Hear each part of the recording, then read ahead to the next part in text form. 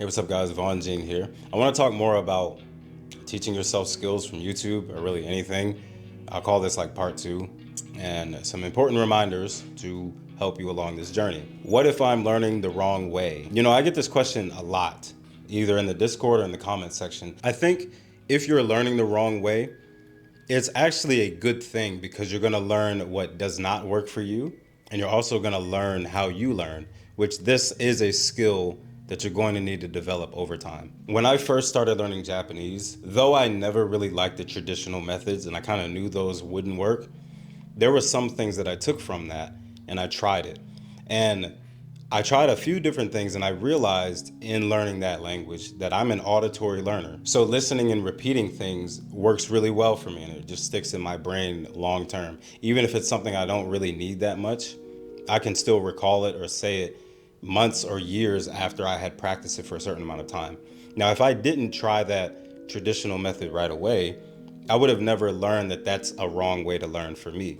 So in retrospect, it saved me a lot of time because yes, I did waste that time, but it really shot my results up super high in that area and even other things that I studied. So when you look at things and you're trying certain things out, take note of how it's working for you. And if it's not really working for you, assuming you're consistent and all that, you can start to mark that in the category of things that don't work for you. Maybe auditory learning is not good for you. You learn by reading or you learn by doing or whatever. And though I make language examples, you can apply this to really anything.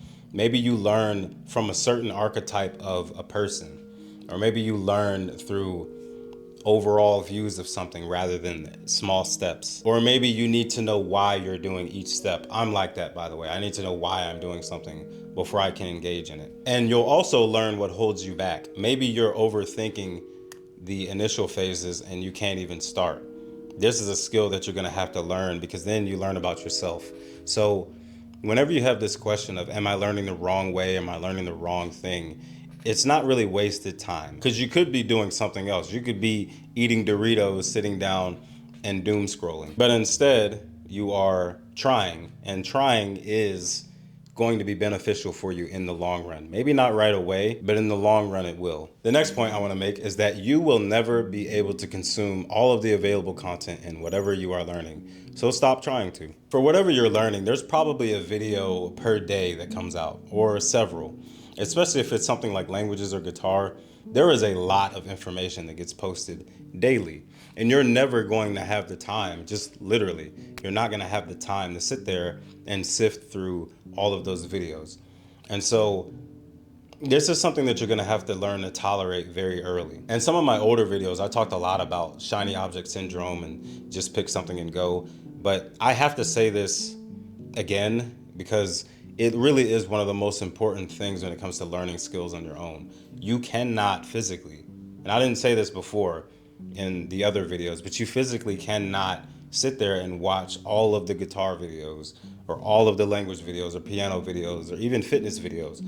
A lot of it is slop to begin with, and then the ones that do work, one is not necessarily just way better than the other. So you just watch a few, maybe 2 or 3 max, and then you have to pick one and go. Which leads me to the next point. You need to pick something and go. I guess these points kind of work together, so it's the same point.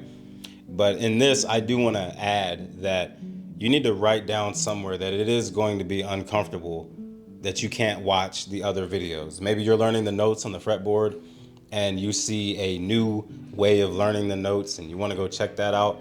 You can maybe check it out really quick, but if your method is working, just stick with that. By the time you even recognize that there's more videos about that, you will have already learned the notes on your fretboard. This is my point.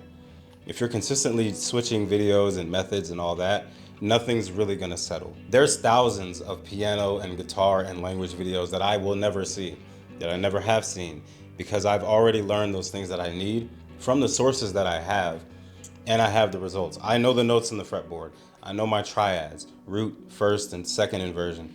And so I don't need to watch any of those videos anymore. You're gonna get the same kind of result if you just pick some things and you just go with those. So again, pick something and go. The next point is that you should be thinking long term. Now I'm gonna say this in a different video and go a little more in depth about this, but you need to be thinking really in a minimum of 5 to 10 years, and that's a minimum. There's a lot of comments that I read about people saying they've been through something for 6 months or maybe even a year and they're not seeing significant results, you have to think a little longer than that. And this is assuming that 6 months to a year has been consistent hard work, which realistically for most people it's not. I'm not trying to be mean when I say that, but most people are not really putting in the work that is required for their goals. And if you know that and you accept that, now you can change. So congratulations, you can fix that. But you need to be thinking in a minimum of 5 to 10 years. I'll talk about that more in a different video, but I just wanted to note about that really quick. I'll get into the details on that later though. The next point is that if your practice sounds good, you're not practicing. You're just going through the motions. You know, I made a language video a while ago. I can't remember which one it is, but I said comfort during practice equals discomfort when using the language, and discomfort during practice equals comfort when using the language. You can really apply this to anything. If my practice is always really comfortable and I know what I'm doing and I'm not really challenging myself, by the time it's time for me to make a song or go through it and improvising or something, I'm gonna have a really tough time. For example, this soundtrack that you're hearing, it took me literally 5 minutes to make. But this is because I've been practicing in an uncomfortable way for years. So it's not hard for me to just throw something together that I find useful and make it a soundtrack for my YouTube videos. If you keep this in mind, it's going to be difficult at first because uncomfortable practice is just that. It's very uncomfortable. But after a while, when you notice that your results are significantly better than they used to be, you're not going to want to be comfortable during practice. I really hope that makes sense. It's like a necessary evil, but you're actually going to enjoy being uncomfortable during practice. And the last point I'll put here is let go of past failures. You know, anytime you're teaching yourself something or you're learning something based on the internet or whatever, you're not really going to be as consistent as you think you are. Maybe you started learning something when you found my channel and you quit, or you keep starting and stopping and you're not consistent. That's okay, but you have to let that go. Because again, when you're learning how to learn, it's like a meta skill that you just have to develop over time, and eventually you're going to get the results that you want. But none of this is going to work if you continuously say, oh, I started a long time ago, but I quit and I'm starting again and blah, blah, blah.